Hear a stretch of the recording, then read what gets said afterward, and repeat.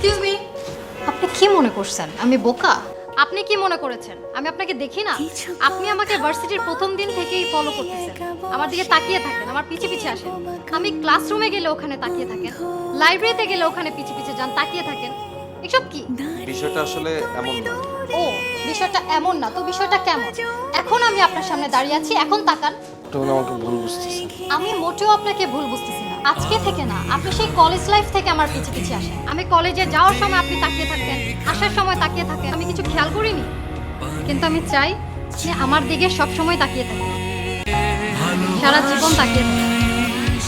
কিন্তু অন্য কারো দিকে তাকানো যাবে না, শুধু আমার দিকেই তাকিয়ে থাকতে হবে।